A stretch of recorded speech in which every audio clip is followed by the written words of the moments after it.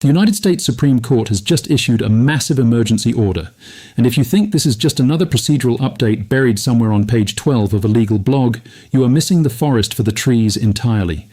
What the High Court did is not simply about one drug, one state, or one lawsuit. It is about who holds the power to rewrite the rules that govern how prescription medications reach tens of millions of Americans, and it is about whether a single state can walk into federal court and flip a nationwide regulatory framework on its head in a single afternoon. The Supreme Court moved fast. It moved with unmistakable force. And then it went silent, issuing a one-paragraph order with no explanation and no roadmap, leaving the entire federal judiciary and the country to figure out what comes next. But here's what you actually need to understand, because this is where it gets critically important, and this is where most of the coverage you will find elsewhere falls short. The Supreme Court's emergency order did not end this case. It did not resolve the central legal questions driving this litigation. What the Supreme Court did was hit the pause button on a sweeping lower court order that had already begun to reshape access to a prescription medication used in more than 60% of abortions across the United States. And by going silent while doing it, no opinion, no reasoning, no explanation for why 7 justices reached the conclusion they did, the court left lower courts, litigants, and the public in a state of structured uncertainty that is about to play out across multiple legal battlegrounds simultaneously. There is a track running at the Fifth Circuit. There is a track running before the FDA itself. There are parallel cases building in other states, and if this litigation follows its most likely trajectory, this entire fight is coming back to the Supreme Court for a final definitive ruling that will shape federal regulatory authority and state power in ways this country has not seriously confronted in a very long time. So in this video, we are going to break down exactly what the Supreme Court just did and why, what the 2 dissenting justices said and why their words function as a map of where this case is headed, what is now moving simultaneously across all the active tracks of this litigation, and why the practical consequences of this fight stretch far beyond the immediate question of mifepristone access. Now, before we get into all of that, if you are serious about understanding how the legal system actually operates, how decisions get made before they hit the headlines, how emergency orders function, and what the procedural machinery of these cases actually means for your rights, make sure you like, comment, subscribe, and turn on all notifications so you never miss these breakdowns when they drop. To fully understand why the Supreme Court felt compelled to step in on an emergency basis, you have to understand how this case reached the point where a federal appeals court issued an order that immediately took effect across the entire country. This entire legal battle centers on a 2023 decision by the Food and Drug Administration. The FDA made the decision to eliminate a requirement that had been in place for years, the requirement that a specific prescription medication called mifepristone could only be dispensed to a patient during an in-person appointment with a physician. When the FDA removed that requirement, it opened the door for the medication to be prescribed through telehealth platforms and delivered by mail or dispensed at retail pharmacies.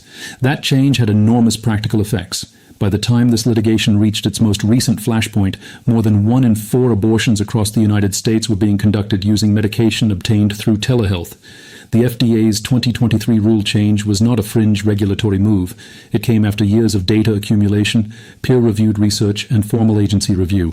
Mainstream medical organizations backed the change. Pharmaceutical companies had structured their distribution systems around it. Patients across the country, including in states with no abortion restrictions at all, had come to depend on it. But the state of Louisiana had a very different view. Louisiana had filed a lawsuit against the FDA in October of 2025, arguing that the agency violated the Administrative Procedure Act when it approved the 2023 rule change. Louisiana also raised claims rooted in the Comstock Act, an 1873 federal law that prohibits the mailing of items used in abortion. Louisiana's core argument was direct. The state has an abortion ban. Federal rules that allow mifepristone to be prescribed remotely and mailed into the state undermine that ban. The state argued the rule change was actively injuring Louisiana in concrete, measurable ways, including by causing the state to spend Medicaid funds on emergency care for women who had experienced complications after using medication obtained by mail. The Fifth Circuit panel later cited figures from Louisiana's own evidence showing that nearly 1,000 women per month were having mifepristone-induced abortions in Louisiana, and that the state paid approximately $92,000 in Medicaid costs for 2 women who required emergency care in 2025 due to complications from out-of-state mifepristone. Now, before we talk about what the Fifth Circuit did, you need to understand what the district court did first, because this case moved in a direction that even the Trump administration did not fully endorse. The district court judge who initially handled this case ruled in April of 2026 that the FDA's own internal safety review of mifepristone, a review that had been ordered under Health Secretary Robert F. Kennedy Jr., was already underway, and so the district court paused the case entirely to give the FDA time to complete that review. The district court also denied Louisiana's request to immediately reinstate the in-person dispensing requirement while the litigation played out. Louisiana appealed both of those decisions to the Fifth Circuit, and that is where things became explosive, and where the first principle you need to understand about emergency judicial power becomes essential to this story. For years, plaintiffs across the political spectrum have relied on sympathetic district court judges to issue what are called nationwide injunctions, orders that stop a federal policy in its tracks for the entire country. It became a go-to tool in major litigation across administrations. But what happened on May 1st, 2026, was something different in its speed and its geographic reach, and it came not from a district court, but from an appellate panel. A three-judge panel of the United States Court of Appeals for the Fifth Circuit sided with Louisiana. The panel issued an order that immediately reinstated the in-person dispensing requirement, not just for Louisiana, not just for the states that had filed suit, but nationwide, effective immediately. The panel was composed entirely of Republican appointees, including 2 judges appointed by the Trump administration. The panel's reasoning was that Louisiana had demonstrated standing and would suffer irreparable harm if the in-person requirement was not restored while the case continued. What made this ruling so extraordinary in its immediate practical impact was that it contained no geographic limitation, no delay in implementation, no carve-out for states where abortion is legal and protected. The Fifth Circuit essentially hit a national kill switch on telehealth access to this medication in one order. Drug manufacturers Danco Laboratories and GenBioPro called the order unprecedented. They argued that never before had a federal court purported to immediately enjoin a years-old FDA-approved drug dispensing framework on this scale and with this speed, and they moved fast. The same day the Fifth Circuit issued its ruling, Danco filed an emergency motion asking the Fifth Circuit to pause its own order for 1 week so the companies could appeal to the Supreme Court. The Fifth Circuit did not respond. So the very next day, May 2nd, both Danco and GenBioPro filed emergency applications directly at the Supreme Court. Now, here is where the Supreme Court's role in this process becomes very important to understand, because this is something that often gets lost in the coverage of these cases, and it explains why the timeline moved the way it did. The Supreme Court has what is sometimes called an emergency docket. It operates completely differently from the court's regular merits docket. On the regular merits docket, cases go through full briefing cycles, oral argument, conference, and then a decision that can take months to issue. On the emergency docket, a single justice assigned to handle applications from a particular federal circuit can act immediately and unilaterally to provide temporary relief while the full court considers what to do. Justice Samuel Alito is assigned to handle emergency applications from the Fifth Circuit. On May 4th, Justice Alito granted a 1-week administrative stay of the Fifth Circuit's order, temporarily restoring access to telehealth prescriptions and mail delivery, at least until May 11th. He then extended that temporary stay through May 14th, while the full court considered the emergency applications. The parties had until May 7th to file their arguments with the full court. Louisiana filed its brief arguing the justices should let the Fifth Circuit's order stand. What was notable, however, was what did not get filed by the deadline. The Trump administration, which nominally controls the FDA, the actual defendant in this case, did not file a brief at the Supreme Court defending the agency's 2023 rule change. The Department of Justice had filed in the appeals court proceedings, but when it came time to put a position before the highest court in the country on an emergency basis, the administration was silent. That silence was noticed. It was significant, and it tells you something about the complicated political dynamics surrounding an administration that simultaneously controls the regulatory agency being sued and has its own ideological reasons for being uncomfortable defending that agency's most contested decisions. On May 14th, 2026, the Supreme Court acted. 7 justices issued a stay of the Fifth Circuit's order. The stay was unsigned and without explanation, a single paragraph, but its effect was immediate and sweeping. The FDA's 2023 rules were back in place. Telehealth access was restored, mail delivery was restored, retail pharmacy dispensing was restored. The status quo that had existed for roughly 3 years would remain intact while the litigation continued. But here is what the script of this case refuses to let you ignore, and this is where you have to pay the closest attention of anything in this video. 2 justices dissented, not just any 2. Justice Clarence Thomas and Justice Samuel Alito. the same justice who had previously issued the temporary administrative stay that bought the drug companies time to get to the full court. Both dissented from the majority's decision to grant the stay, and neither of them was quiet about it. Justice Alito's written dissent called the majority's unsigned, unexplained order remarkable. He described what was at stake as, in his words, the perpetration of a scheme to undermine the court's own prior ruling in Dobbs versus Jackson Women's Health Organization, the 2022 decision that overturned the constitutional right to abortion. Alito pointed out explicitly that abortions have actually increased in Louisiana since Dobbs, largely because of telehealth mifepristone access from providers in other states. He characterized blue state shield laws that protect doctors in pro-choice states who prescribe to patients in abortion-banned states, not as legitimate state regulatory choices, but as a coordinated operation to circumvent the Dobbs framework. That framing is legally significant. It tells you how Alito reads the conflict, not as a tension between two legitimate exercises of state sovereignty, but as one side acting lawfully and the other side running an operation designed to defeat it. Justice Thomas went even further. His position is that shipping mifepristone for use in abortions constitutes a criminal offense under federal law, specifically the Comstock Act, the 1873 statute that prohibits using the mails to ship any drug used for producing abortion. Thomas wrote that the pharmaceutical companies manufacturing mifepristone are not entitled to relief from an adverse ruling based on lost profits from their criminal enterprise.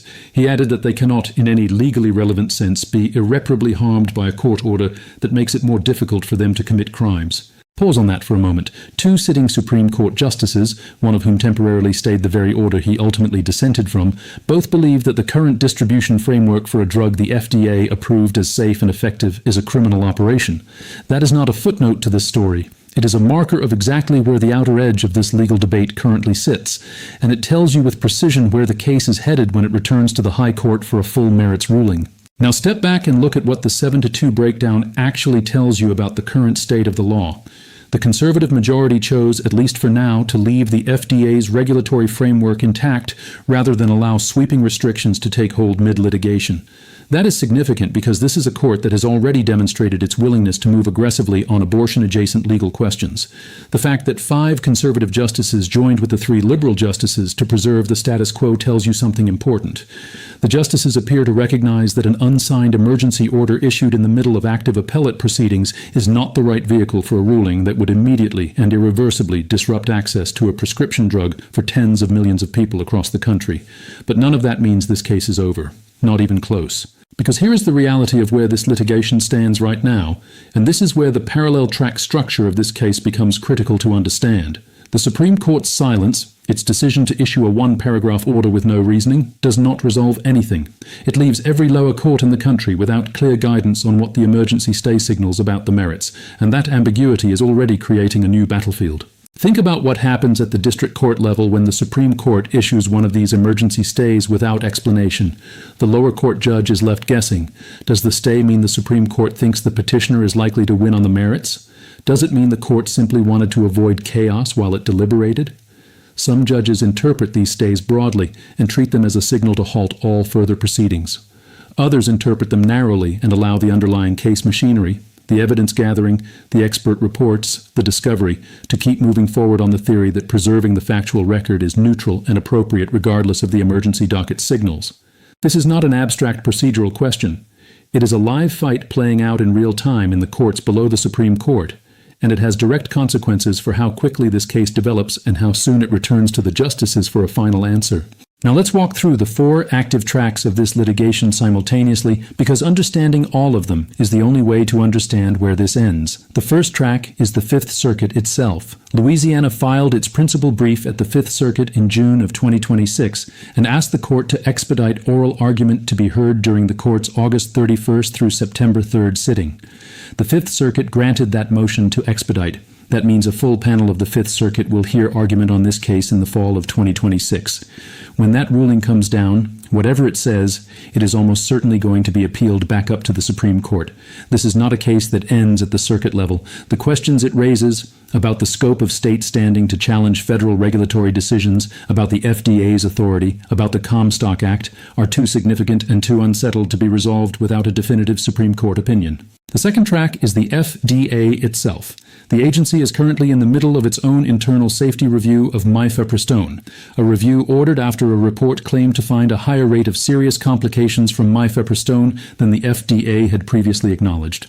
Researchers who study reproductive health have publicly challenged the underlying report that prompted the review, calling it deeply flawed. But the FDA's conclusions, whatever they are, will have direct legal consequences in this litigation. The District Court's April 2026 ruling requires the FDA to file a status report on its review no later than October 7, 2026. Here is the critical implication. If the FDA ultimately reinstates restrictions on mifepristone through its own administrative process, the litigation dynamic changes completely. The agency that is nominally defending the 2023 rule change could effectively hand Louisiana and other states the victory they are seeking in court, without the court ever having to rule on the merits. The Trump administration's silence at the Supreme Court level was not random.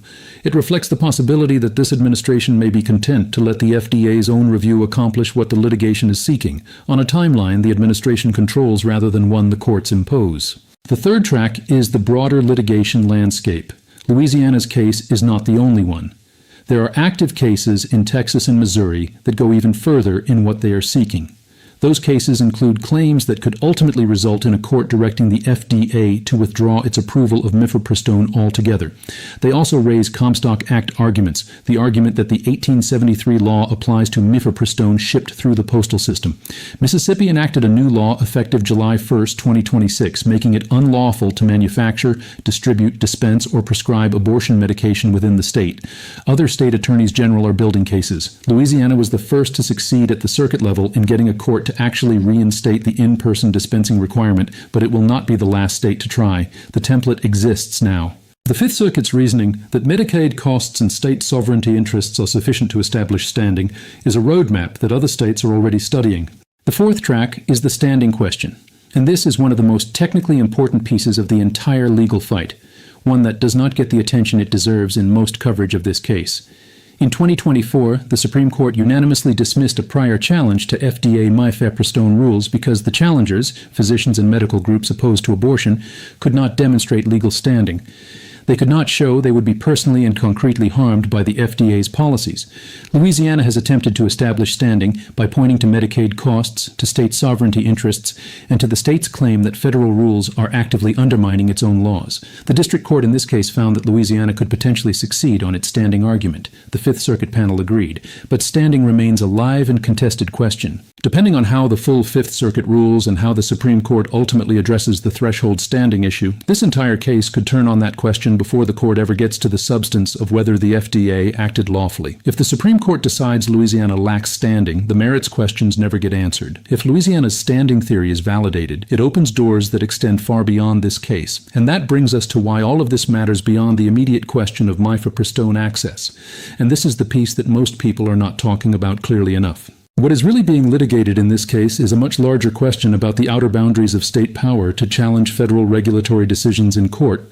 Louisiana is essentially arguing that a state can go into federal court and undo a nationwide federal regulatory framework, one that governs drug approval and prescribing rules, because that federal framework conflicts with the state's own laws. If that theory prevails, it has implications that stretch well beyond abortion and well beyond mifepristone. It means that any state that can demonstrate some fiscal cost or some conflict between a federal rule and its own laws can potentially use federal courts to impose nationwide changes to that federal rule. Pharmaceutical companies made exactly this argument to the Supreme Court. They warned that a ruling favorable to Louisiana could upend the broader federal drug approval process in ways that affect medications far removed from this debate. The Supreme Court understood that argument. The 7-justice majority that granted the emergency stay almost certainly understood that letting the Fifth Circuit's order stand would have meant endorsing, through inaction, a framework for federal regulatory challenges with consequences the court was not ready to validate on an emergency docket in a one-paragraph order. So what happens now? The Fifth Circuit hears argument this fall. The FDA files its safety review status report by October 7th. New state laws in Mississippi and elsewhere continue to take effect and generate their own litigation, and the Supreme Court waits for now in the posture of having stayed the lower court's order without explaining its reasoning. That matters enormously because the party that ultimately wants a definitive answer, whichever side that turns out to be, will have to bring this case back to the High Court with full briefing, full argument, and a full record built across every one of these parallel tracks. When that happens, the court will not be able to issue a one-paragraph order. They will have to write an opinion. They will have to address standing. They will have to address the FDA's authority under the Administrative Procedure Act. They will have to address the Comstock Act argument that 2 sitting justices have already signaled they find persuasive. They will have to do all of that in a moment when the country is watching, when the political stakes are at their highest, and when the practical consequences for tens of millions of people are immediate and concrete.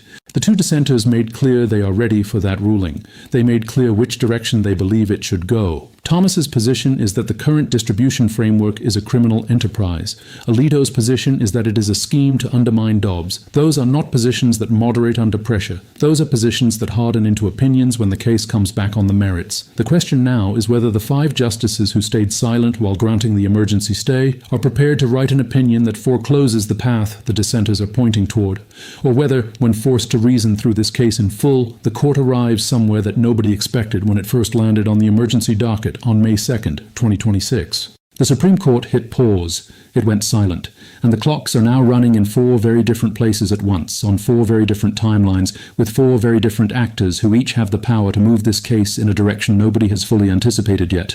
The next time the court is forced to speak in this case, it will not be in a one-paragraph order, and when that opinion comes down, you are going to want to understand every step that got us there.